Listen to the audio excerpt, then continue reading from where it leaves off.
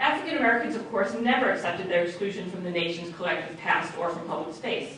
They found ways to keep their own sense of the past alive in many different sites of memory, from books to rituals and parades to blues music and dance. They asserted their right to use public space and to be full citizens, perhaps most dramatically during the civil rights struggle. And since the end of legal segregation and disfranchisement, activists have turned to the hard work of challenging the white hegemony over public space and the symbolic messages that such hegemony communicates. This kind of commemoration does not happen on its own. It results from conscious political organizing. Commemorative projects are an example of what one scholar calls memory work, or concerted efforts to define the past, to construct texts that make an engagement with the past possible, and to challenge the very structures of power that are written into public discourse, public spaces, and the national landscape. The efforts to build museums about the movement, or to push for a national memorial to Dr. King, should be recognized as part of a larger effort to remake the American landscape to make it more inclusive and to challenge the symbolic implications of excluding the black past from the nation's history. In this context, the efforts to erect a 28-foot-tall statue of Martin Luther King on the National Mall, one of the most sacred spots in American civil religion, takes on extraordinary significance. And I don't know how well you can see this, but it shows the site of where the Martin Luther King Memorial site is going to be, where you'll be able to see across to the Jefferson Memorial.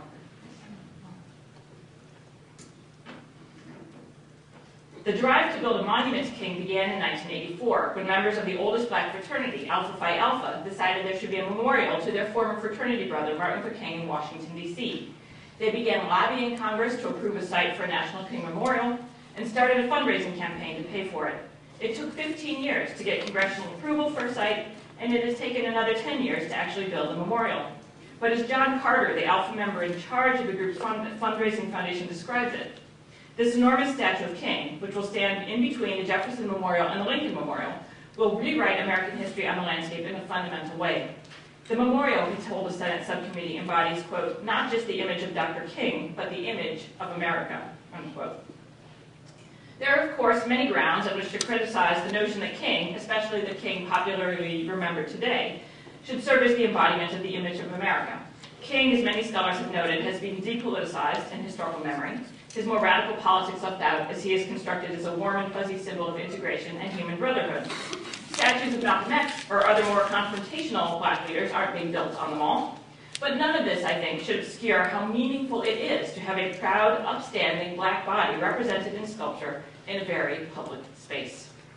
Other commemorative efforts have potentially important consequences as well.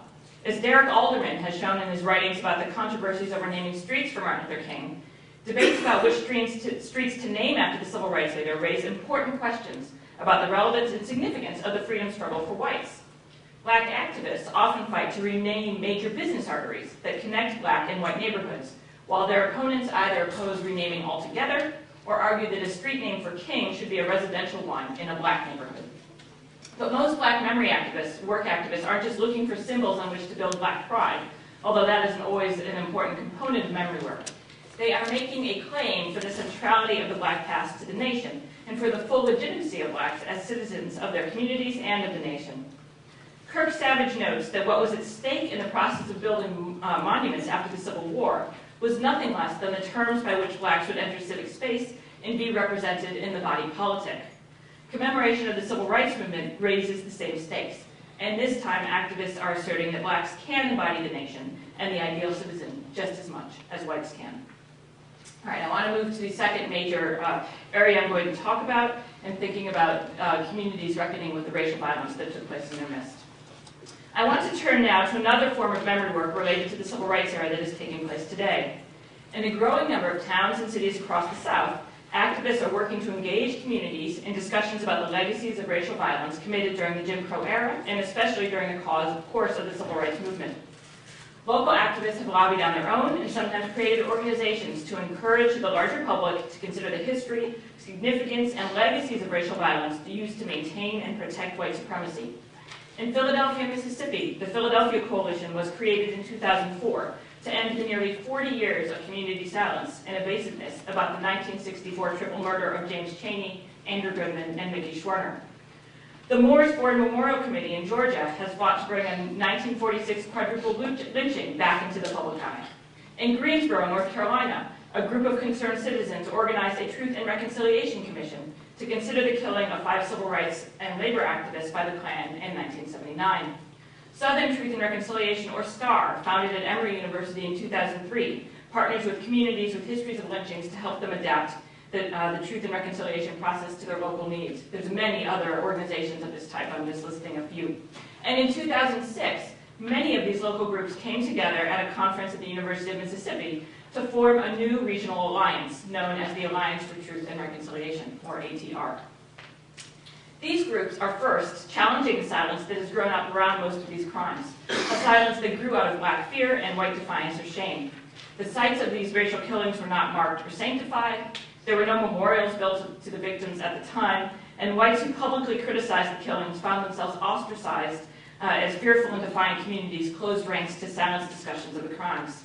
Fear kept blacks quiet as well. Thomas More, whose brother Charles More was killed in Mississippi in 1964, describes the code of silence that developed among his relatives about the murder. People didn't talk about it at all, he remembers. In Neshoba County, one black memory worker recalled that the community so avoided talking about the 1964 triple murder that it was, quote, like it never happened, unquote. So the memory work being done by the Philadelphia Coalition, family members of murder victims, or groups like the Morris Ford Memorial Committee is to some extent a simple act of recovery, of holding a buried and shameful past up to the light.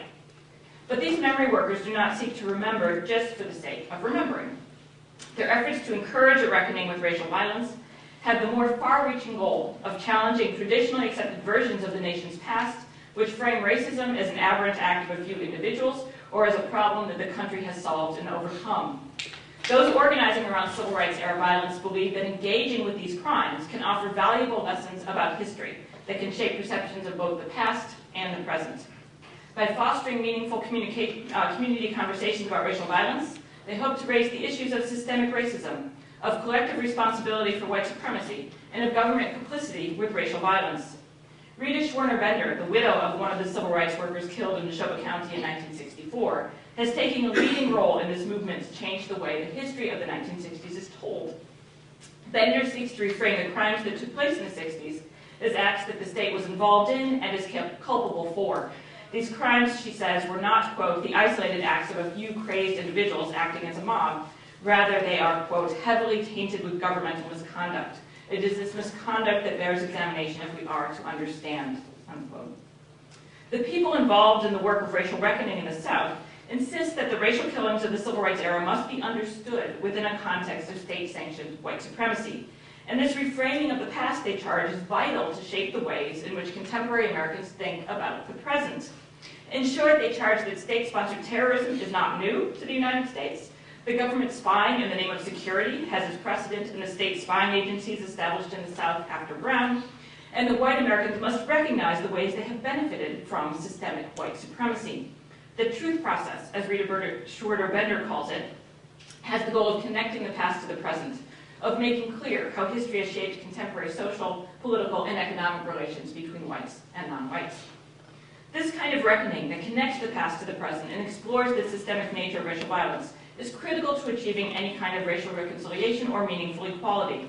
Like many political scientists, legal scholars, and philosophers, memory activists in the South today argue there can be no real justice without proper remembrance, that the silencing of discussion of these crimes and the refusal to reckon with their long-term legacies has made it impossible for communities to move forward. As political theorist Gregory Strike argues, quote, justice in the present requires us to remember historical injustices and recognize how they continue to shape identities and structures, unquote. The passage of time by itself does not heal historical wounds, and selective amnesia or collective silence about historical wrongs is, as legal theorist Martha Minow explains, an unacceptable offense that implicates present-day generations and wrongs committed by their ancestors. Paying attention to historic racial violence, in other words, is not a reopening of old wounds.